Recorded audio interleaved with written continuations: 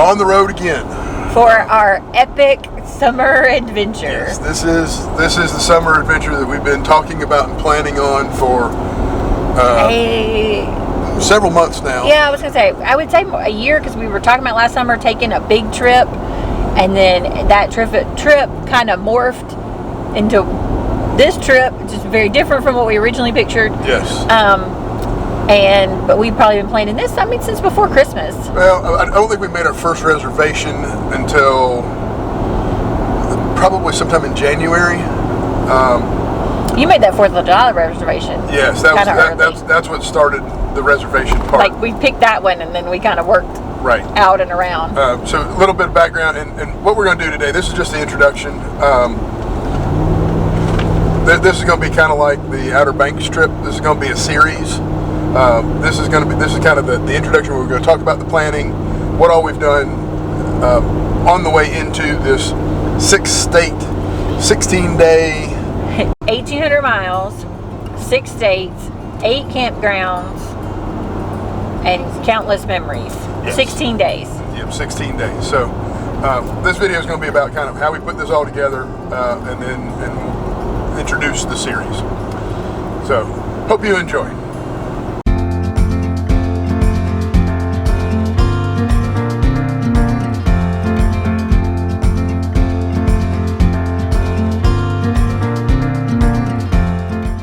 So this all started last summer, since we visited all the South Carolina state parks and we've done some extended trips to Georgia and North Carolina.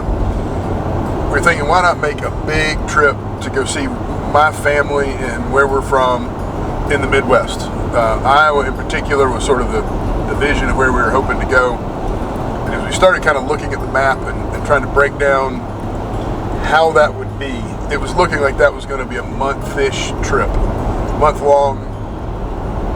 Maybe 3 weeks if we rushed it. Yeah, and the other thing is we were hoping the family farm, his family farm, got its 100th year designation. And so in our minds, and I think in my mind for sure, I was thinking that celebration would just be in the summer.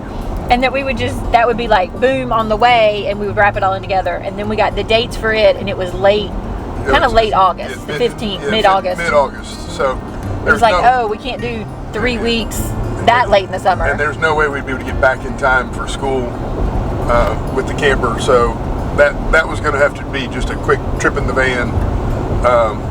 So logistically, it just didn't seem possible this summer. And then we kind of got to thinking, we haven't done anything more than a week. Are we prepared for a month, 3 weeks or a month? Yeah. So that's kind of where. So I was like, what if we flipped it to my part of the world? So I grew up in the Mississippi, Louisiana area. My family's in Mississippi, friends in Louisiana, went to college in Louisiana. So it was like, what if we did like the Gulf Coast and back around? Right. And originally it was like 13 days, and then it was like, well, let's go early and do this. And yeah, so it's kind of morphed and changed. We knew that just because trying to work around work schedules, if we could get it in the week of July 4th. Started before like that week, because nobody. That would be really helpful, because most people aren't looking for us for work for that week anyway. So we decided we'd leave after Sam Henry's birthday. Sam Henry's birthday was yesterday, the 29th. So we were heading out today, the 30th. The idea is we're going to head down to Florida. We're going to go down through Georgia and stay near Tallahassee, and then work our way across the Gulf of Mexico to New Orleans, and then head up along kind of the Mississippi River. Kind of up the Mississippi. To where Nancy Lee, as she mentioned, grew up and went to school. And then we come back, visit with her family in Jackson, Mississippi, and then make our way home back on I-26. So that was the route. Then we needed to fill it in. We needed to figure out where we would be for those spots. Obviously, the 4th of July was going to be the big one that was going to be the most challenging to book. So that was really the impetus of like, okay, where can we get a 4th of July spot? And then we kind of worked, because the 4th of July is kind of, not really midway, but it's close to kind of the middle. Yeah. Or that, 4th, 5th. Yeah. And so it was like, okay, well, where it's available on the 4th. And then work and doesn't need a full week. Right. I mean, these are the things you kind of have to, like, summertime, a lot of places like. Yeah, a lot of places are, especially state parks, they want you to be there for a full week during the summertime. During the main summer. So I used the app Campendium and looked for various different campgrounds. I was looking at county parks. I was looking at private parks, looking at a lot of different places, and we wound up finding a reservation at Pelican Palms, which is in Milton, Florida. So that was the first big one. Then I wanted to back up a little bit and figure out what's our stops. And for me, I really want to try and keep the driving days to under 5 hours. 5 to 6 hours is kind of it's where you start to get tired, especially interstate miles I found, or if you're going to be in a lot of stop and go traffic. And especially around the 4th. The week of the 4th is the more concerning. We've got a lot more stops. Right. That week, and then the traffic's just going to be worse. Like, I think once we get past the 4th, I think the traffic really is not going to be as bad. I mean, it's going to be summer traffic, but...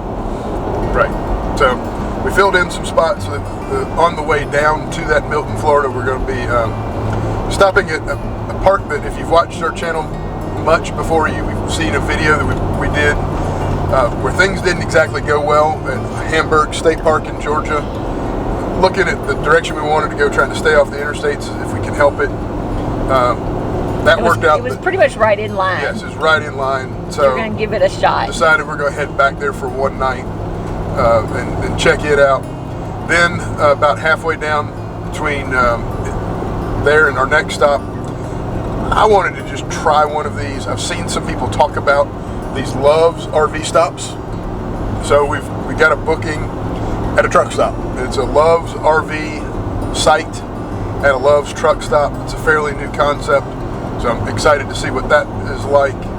And just going to be there for a night on our way down to Newport Park, which is a county park in Wakulla County, Florida. The reason I chose it is I was looking for state parks around that part of Florida, but everything was booked up, or they wanted a week. Well, this is a county park, Newport Park in Wakulla County, and they did not require, they didn't require, I think, but 1 or 2 days. And it was near Wakulla Springs State Park. Which looks like... We're going to be taking a glass bottom boat to go tour the river. Hopefully we get to see... I was going to say, there's hopefully some manatees. Yeah, we want to see some manatees while we're in Florida. That's one of our goals. They said we'll probably also see some alligators. So kind of excited about seeing Wakulla Springs. Then we head to Pelican Palms on the 4th of July. We've booked on the 5th a ferry service around Pensacola. So we're going to check out Pensacola. We're going to check out the National Seashore, I believe it's it the is. Gulf Coast National Seashore. Yeah, Gulf Coast so National. A national park, but seashore. Yeah, there's a couple of forts there that are part of this, and along with several islands. So the ferry will carry us there. Kind of looks. It's one of those on and off ferries that stops at these destinations. And it's run for the National Park Service. They're actually affiliated with the National Park, so I'm kind of excited to see what that is. And then we're going to head over and stay north of Lake Pontchartrain, north of New Orleans, staying on a blueberry farm. So I found this one on Hip Camp. Hip Camp has got a lot of unique places to camp, very affordable. So this one's just the one. This was just the one next to their barn. They added some RV hookups to the side of their barn. I think they said there's an outhouse. If there's no bathhouse, that's fine. We don't need that. We're self-contained. And then we're going to head up to a park, Riverfront Park in Vidalia, Louisiana. Right on the Mississippi River. I'm excited for that one because we're literally right on the Mississippi. Like literally on the wrong side of the levee. So from there, we'll take a couple of excursions out, and we'll see where Nancy Lee grew up, where she went to school, the golf course that her dad worked at. I'm sure we'll probably drive by, and we're gonna maybe that one. We're still a little more open about what we're gonna do. There's a state park that I went to on field trips when I was their age that I'm hoping to hit, called Poverty Point, and it's actually an Indian ceremonial ground that. I don't know, it's just it was the coolest thing. I remember it very well from being a kid and just being excited about the Indians and hearing the history, and the museum there was really cool. And it all looks like it's still really cool online. So I think it'd just be a fun thing to share with them. That like it's a place I went on a field trip when I was 8, 9, 10 years old. So, and there's also another state park near there that is a lake that used to be part of the Mississippi River. There's a lot of these along the Mississippi River. There's a lot of that. Where the river kind of has moved over the years with sediment changes and all that. And so, not really sure what's going to transpire there, but we'll see. I have a few rabbits up my sleeve, and I have some friends there. And and then we'll make our way to Jackson, where Nancy Lee's family is. We are going to be staying at a Jellystone in Pelahatchie. Is that how you say it? Pelahatchie, Mississippi. Going to be there for a couple days. Probably won't venture off much except to see family there. That's going to be more family time. There's a state park there, so we could try to at least get the Mississippi State Park. The hope was to stay at that park, but the campground has been closed for remodeling, so hence the Jellystone. Well, and the Jellystone allows for the fun part of the trip. For the there's some of the places we're staying has pools, and we're going to do some beach, and we're going to do some other stuff. But the Jellystone is it's more the resort type. It has the big bounce blob thing. It has a lake. It has a water park. It has a swimming pool. It has mini golf. So, and my mom lives there. My sisters, and that's someplace they could come and hang out with us with more space and things to do rather than being sitting outside of the camper. Yeah. The kids can play and they can enjoy them. Yep. And then on our way home, was looking kind of around the halfway point and discovered that there is a Alabama State Park. It's kind of on the eastern side of the state. It's not too far off the interstate. I have no idea how to pronounce the name. It looks like Cheaha. Yeah, Cheahu, Cheaha. It's Cheaha. Yeah, we'll figure that out when we get there. It was built by the Civilian Conservation Corps and is the highest point in Alabama, which is not very high. Yeah, I'm kind of. That's another one that I'm a little higher on wanting to see, and that's one of those that extended us for another day or two, more than what we had initially planned to explore and check out, and then from there back home and back to work. So that's the itinerary, that's the agenda, and we'll see how all that plays out. We'll keep you posted. Yeah, we'll keep you posted over the next several weeks. Now, once we got all the bookings done, figuring out where we're going to go, we needed to do some things to kind of get the camper and ourselves ready. Largely the camper.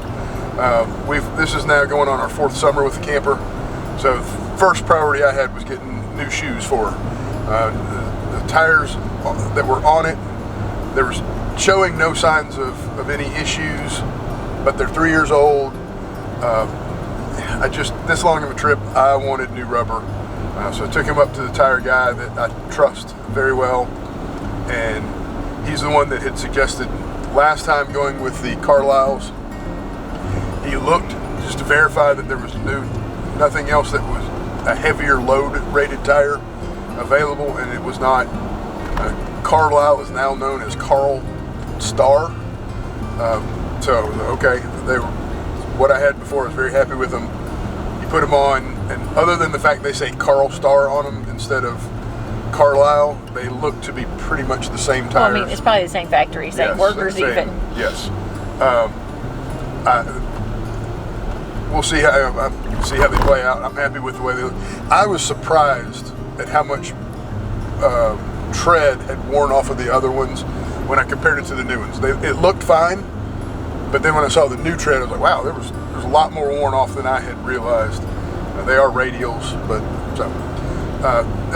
another thing that I did, I replaced the toilet in the camper. We had the Plastic Fantastic. For those that aren't aware, Dometic has 3 main models of their toilets. We had the 300 series that came from the factory in ours, which is 100% plastic. Their 310 has a ceramic upper bowl and a soft close lid, but it's still kind of the smaller size. Their 320 is the elongated bowl, which when you got a boy back there helps a little bit. You got a boy, you know what I mean. And I made sure that the 320 was going to fit. The difference is how deep they are. The way they make the elongated bowl, the front is still the same. It's now deeper, so it's closer to the wall. You got to measure to make sure if you're going to make that modification. Measure first. It's got to be a little over 11 inches from the wall to the hole into your tank. And mine fit. It was an easy swap. I think that's going to make life a lot easier for an extended trip in the camper. Well, and I think it'll be easier to keep clean and stay clean. The other, he did that one on his own, without a second man. The other big modification we made for this trip was a 2-man job. Yes, and I'm going to make a separate video about it, and I'll explain in that video. But more about it. But we cut a hole in our camper and added a window in the door, and it was way easier than I anticipated. Even though it was unnerving. Yes. To do that. It was very nerve-wracking to cut a hole in your door 3 days before you're leaving on a 16-day trip. Yeah, it was like. But I went with there's 2 windows out there on the market. Give all the details if you're. Yeah. I went with the Lippert. I'm very happy with it. Now we have an extra way to kind of see out the campsite of the window, campsite of the camper, improve our view. Be able to see the kids, so that was a very nice mod. And I also added snap pads. Snap pad goes on your stabilizers to help provide some extra stabilization, so you don't have to carry the blocks if you don't want to. They originally were just for the large fifth wheels that have the automatic leveling. It just recently came out with a new line. And actually, we have a discount code. We'll put it in the description below. You can save 10% if you use our discount code, and it kind of helps support the channel. So, very, very happy with the snap pads so far. We'll see how they hold up and do over this trip. But I think it'll make setup and tear down a little easier. You don't have to worry about quite as many blocks and things like that for setting up the stabilizers. One of the other really inside things that I did was I went through all the cabinets and all of the cubby holes and all things, and really just kind of move, things accumulate like crazy. And so it was like, do we play this game? Do we need this notebook anymore? Do any of these pins still right? Like, I really went through and cleaned out all the cabinets, got some new organizational stuff and spaces, and tried to contain.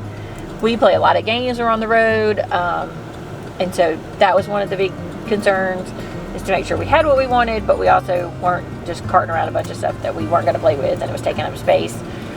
So it was kind of fun. We've got a couple new ones. Also, I took out some things that we weren't, like I took out the zero gravity chairs. They're bulky and kind of awkward to get in and out. So we hadn't been using them. We got some better bag chairs.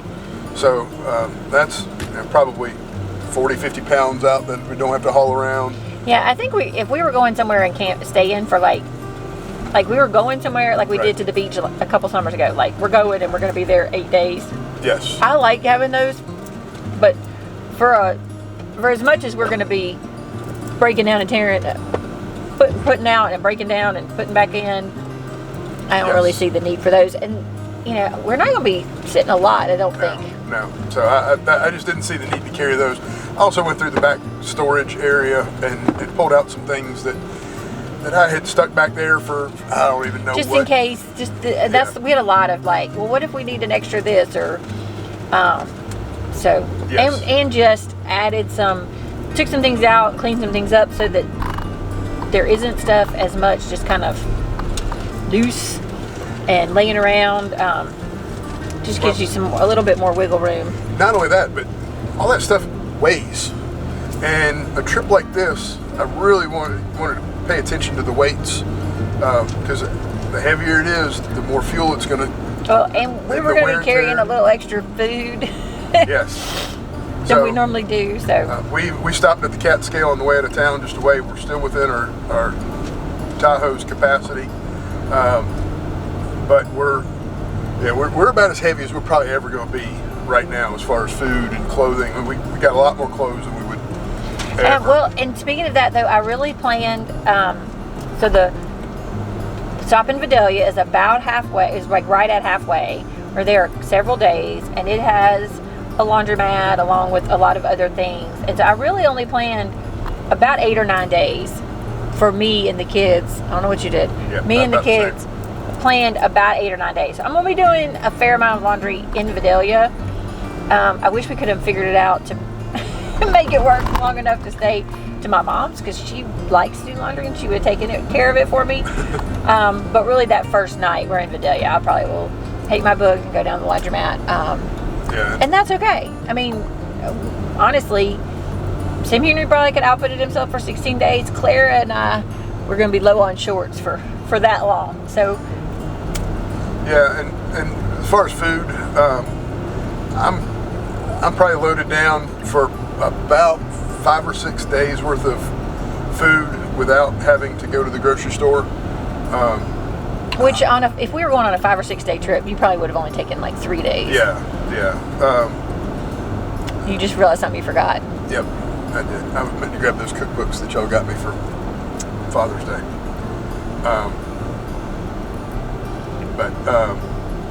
The whole reason we got bought them. Yes. I know. It's okay. Yes. And we also added an air fryer for this trip. A new, lighter model. Yes. If you saw the video about the Blackstone, we'll tag that here so we don't have to waste time. We'll put that there. It didn't work out, so we went with just a traditional air fryer. Probably we'll show that as we do a tour, and as you'll see over the course of the week. But that's kind of how that was the extent of our planning and what we went into it. We've got still a lot of things that are going to be in flux, but we're going to be near some big cities at first. When we get down to Florida, we're going to be near Tallahassee. We're going to be near Pensacola. So we'll have access to stuff. We're not going to be staying remote, where it's going to be a real big issue after these first couple nights. So I think we're going to do good. I'm looking forward to it. It's going to be an adventure, isn't it? Yes. Check out the next several weeks as we keep putting up updates of how we're progressing around the Southeast in Katie the Travel Turtle. All right, thanks for watching.